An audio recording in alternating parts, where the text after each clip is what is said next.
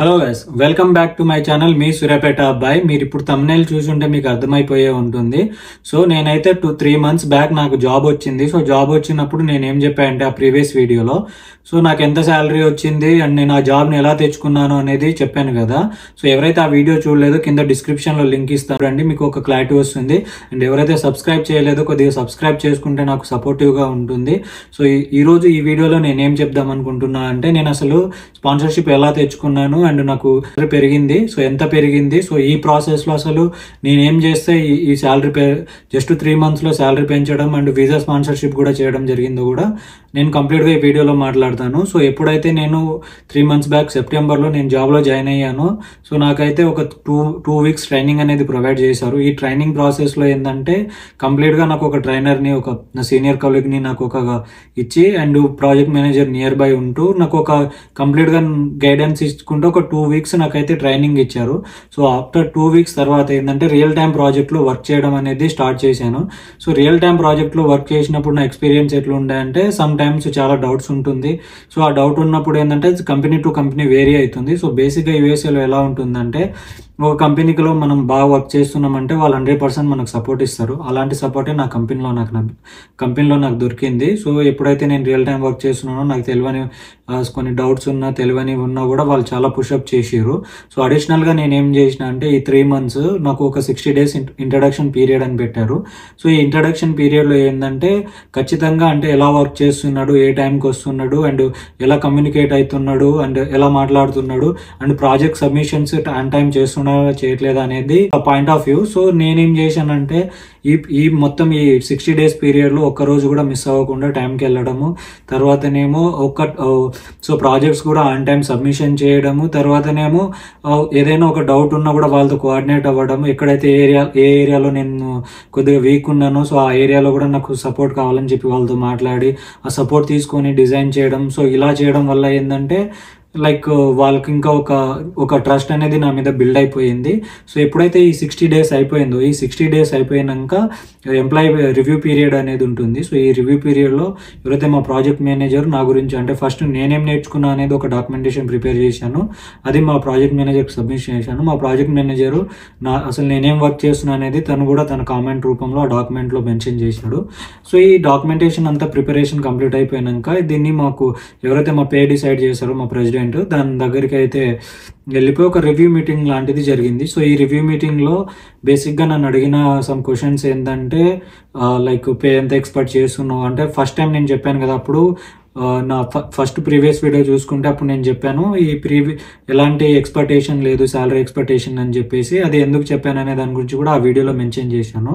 So coming to the point, ఇక్కడ నేనేం చెప్పానంటే వాళ్ళు ఒక ఫిగర్ని అయితే చెప్పారు. సో నేనన్నాను ఇప్పుడైతే నేను ఫస్ట్లో నేను నా ఎక్స్పెక్టేషన్ ఏం చెప్పలేదు, బట్ ఇప్పుడు ఏంటంటే నేను ఆ పొజిషన్కి 100% నేను ఫిట్ అయి ఉన్నాను అండ్ ఆ పొజిషన్ కావాల్సిన రిక్వైర్మెంట్ స్కిల్స్ అన్నీ నా దగ్గర ఇప్పుడు ఉన్నాయి. సో నా ఎక్స్పెక్టేషన్ వచ్చేసి 75K అని చెప్పేసి చెప్పాను. సో దానికి కూడా వాళ్ళు 75K అనేసరికి లైక్ ఆ పొజిషన్ ఓకే అని చెప్పేసి చెప్పారు, అంటే ఎటువంటి ఆబ్జెక్షన్ కానీ అలా చెప్పలేదు. అండ్ అడిషనల్లీ నేను ఏం చెప్పానంటే, నాకు వీసా స్పాన్సర్షిప్ కావాలి మీ నుంచి, వీసా స్పాన్సర్షిప్ ప్రొవైడ్ చేస్తే మీ కంపెనీకి లాంగ్ టర్మ్లో వర్క్ చేస్తాను, అంటే యాజ్ సూన్ యాజ్ మీకు ఎంత అంటే ఎప్పుడు దాకా కావాలో అప్పుడు దాకా వర్క్ చేస్తాను. మీ నుంచి నాకు కావాల్సిన సపోర్ట్ ఏంటంటే వీసా స్పాన్సర్షిప్.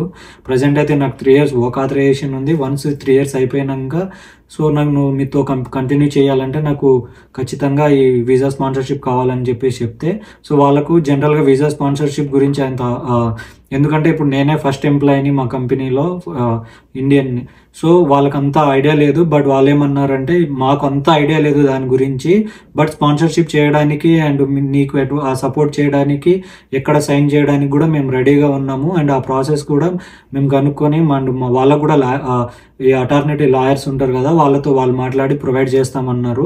సో నేను ఈ వీడియోలో మెయిన్గా ఏం చెప్దాం అనుకుంటున్నా అంటే, ఎవరైతే స్టూడెంట్స్ ఫస్ట్ టైం అంటే జాబ్ తెచ్చుకుంటున్నారో అంటే బేసిక్గా సమ్ వీసా స్పాన్సర్షిప్ ఇవ్వని కంపెనీస్లో కూడా జాయిన్ అవ్వండి. ఒకసారి మీ యొక్క ఏమంటారు, ఒకసారి మీరు జాయిన్ అయినాక like me skills, me ability and me innovation thoughts అవన్నీ మీరు ఒకసారి వాళ్ళతోటి షో చేసుకుంటే ఏంటంటే వాళ్ళు కూడా ట్రస్ట్ చేస్తారు ఈ క్యాండిడేట్ వర్తి అని చెప్పేసి. దెన్ వాళ్ళు వీసా స్పాన్సర్ చేయడంలో అండ్ వీసా స్పాన్సర్ చేయడంలో అండ్ మీ పే పెంచడంలో కూడా ఎటువంటి ఇది ఉండదు. సో ఫైనల్గా వచ్చేసి 75K ఆఫర్ చేశారు ప్లస్ బోనస్ అనేది ఇంకా like I'm just waiting for the offer letter. ఇంకా బోనస్ ఎంత ఇచ్చేస్తారో తెలియదు. దాంతోపాటు 16 days పే టైం లీవ్ ఉంటుంది అండ్ తర్వాత పే పీరియడ్కి 3.5 hours PTO ఉంటుంది. సో ఈ PTO ఏంది, పే టైం లీవ్ అనేది ఏంది అనేది 40K1 అనేది కూడా కంప్లీట్గా ఒక వీడియో చేద్దాము. అండ్ నేనేమంటా అంటే ఇప్పుడు ఎవరైతే జాబ్ మార్కెట్లో ఉన్నారో, జాబ్ సర్చ్ చేస్తున్నారో కంటిన్యూటీ అనేది మెయింటైన్ చేయండి అండ్ మీ రెజ్యూమ్ని కూడా బాగా అప్డేట్ చేస్తూ ఉండడము. తర్వాతనేమో నేను నా బెస్ట్ సజెషన్ ఏమిస్తా అంటే లైక్ మీరు ఎప్పుడైతే అప్లికేషన్ చేస్తున్నారో సో చేస్తున్నప్పుడు ఆ పొజిషన్ కూడా చూసుకోండి. అది గ్రేట్ ఫిట్ టు యువర్ రెజ్యూమ్లో మ్యాచ్ అవుతుందా లేదా అనేది చూడండి. అండ్ ATS స్కానింగ్లో మీ రెజ్యూమ్ పర్ఫెక్ట్గా ఉందా లేదా అనేది చూడండి. అండ్ సమ్ ఆఫ్ దీస్ టిప్స్తో పాటు నేను ఎప్పుడు చెప్పేదే మీ లొకేషన్ అయితే చాలా మ్యాండేటరీ. అండ్ సో కన్సిస్టెన్సీగా ఉండండి. అంటే ఒక 1 month 2 months లేకుంటే ఒక 10 days అప్లికేషన్ చేసేసి మళ్ళీ వదిలేసి సో ఇలా చేస్తూ ఉంటే మాత్రం కొద్దిగా టఫ్. ఇప్పుడు జాబ్ మార్కెట్ చాలా టఫ్ ఉంది కాబట్టి మనము కొద్దిగా అంటే జాబ్ మార్కెట్ చాలా టఫ్ ఉంది కాబట్టి మనం ఇంకా ఎన్హాన్స్డ్గా ఉండాలనేసి నేను బిలీవ్ చేస్తాను. అండ్ మీరు ఏంటంటే ఏదైతే మీకు బెటర్, నేను ఇంకొకటి ఏం చెప్తా అంటే లైక్ ఫోకసింగ్ 100 skills, ఒక 100 skills మీద మనం ఫోకస్ చేసేదాన్ని బట్టి ఒక్క స్కిల్స్ మీద సో ఏదైతే మీకు ఉన్న ఒక స్కిల్ని ఇంకా ఎన్హాన్స్ చేసుకుంటే ఏంటంటే ఫ్యూచర్లో మీకు చాలా గ్రోత్ ఉండి మీ లైఫ్లో కూడా చాలా గ్రోత్ అయ్యే చాయిసెస్ అయితే ఉంటుంది. సో నేను ఇంకా మెయిన్గా OPT స్టూడెంట్స్కి నేను చెప్పే సజెషన్ ఏంటంటే జాబ్ మార్కెట్ చాలా టఫ్ ఉంది. సో ఇప్పుడు చాలామంది కామన్గా చేసే మిస్టేక్స్ ఏంటంటే డేటా అనాలిసిస్కి కానీ తర్వాత డేటా సైన్స్కి కానీ సో ఇవే జాబ్స్ని లైక్ రొటీన్గా అప్లై చేస్తూ ఉన్నారు. ప్రజెంట్ ఎట్లా అంటే ఆర్టిఫిషియల్ ఇంటెలిజెన్స్ వల్లనే ఆ జాబ్స్కి 90% అవే లైక్ ఆర్టిఫిషియల్ ఇంటెలిజెన్స్ యూజ్ చేస్తే ఆ వర్క్ చేస్తున్నారు.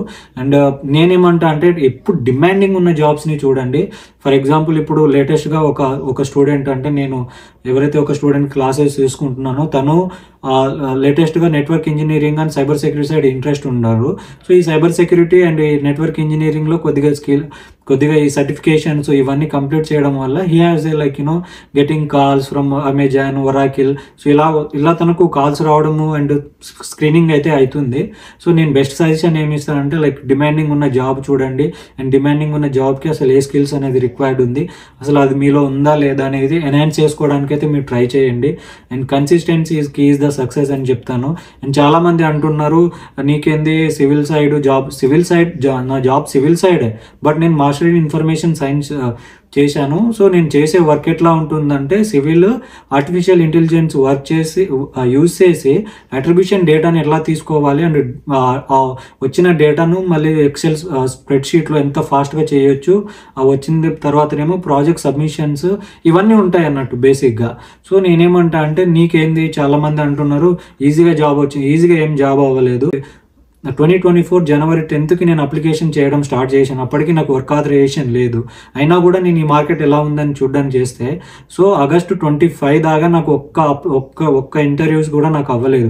సో August 25 రోజు నాకు August 25 నుంచి 27 వరకు 3 to 7 ఇంటర్వ్యూస్కి నేను అంటే అటెండ్ అవ్వడము, కాల్స్ రావడం జరిగింది. సో ఇంత స్ట్రగుల్ అనేది నేను కూడా ఫేస్ చేశాను.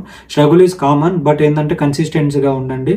సో కన్సిస్టెన్సీగా ఉండి సో అప్లికేషన్ చేసేటప్పుడు అండ్ ఏదైతే కొద్దిగా తెలిసిన వాళ్ళను కాంటాక్ట్ అయ్యి సో ఎలా చేయాలి అండ్ ఇంకా మీరు కంపెనీ రీసెర్చ్ చేయడము, సో మీ పోర్ట్ఫోలియో బిల్డ్ చేయడం, సో ఇలాంటి సమ్ కైండ్ ఆఫ్ ఒక ఫార్మాట్ని మీరు బిల్డ్ చేస్తే ఏంటంటే ఇట్ ఈస్ లైక్ ఈజీ అన్నట్టు finding job and enhance me skills, మిమ్మల్ని మీరు అప్డేట్ చేసుకున్నట్టు ఉంటుంది.